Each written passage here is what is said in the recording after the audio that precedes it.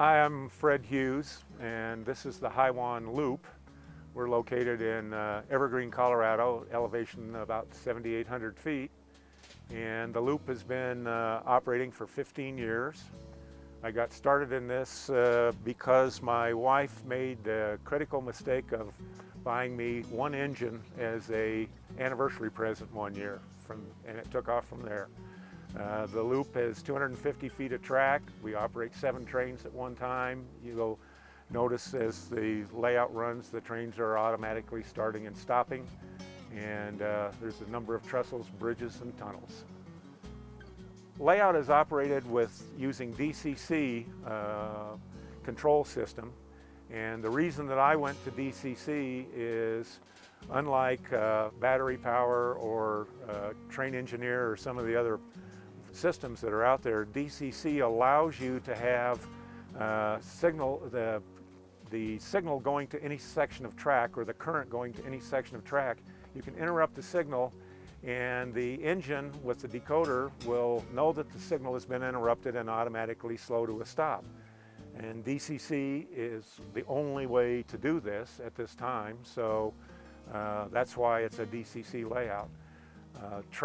The track power using DCC is a very simple way to keep the track operating and clean, because unlike normal track power, there's no polarity. It's alternating current, high frequency alternating current, so you don't get the corrosion buildup with DCC in the garden like you do with other types of track power.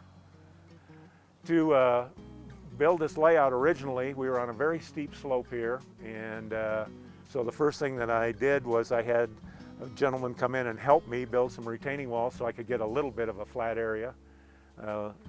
You'll see an underground room that was excavated with a backhoe, which I use as a storage area and a workbench, and I can keep it heated so I can go in there year-round. And we have a rack rail on it, again, because of the very steep slope. It's a 25% grade rack rail, and the rest of the layout has 5% grades. In most places there's about 55 or 60 feet of trestle and a number of bridges, and the waterfall was installed at the same time, and there's a big 500-gallon cistern, so I can keep circulating about 4,000 gallons of water an hour. When the trains climb the exterior trestles, they're climbing at a 5% grade for a long distance, and they end up at a scale 70 feet higher than where they started, a scale 70 feet. So to get back down to that level, there's a helix that's built underground. It's a 4-tiered helix that allows the trains to go down a 5% grade, round and around the helix, and reappear at a lower level. This allows me to run longer trains.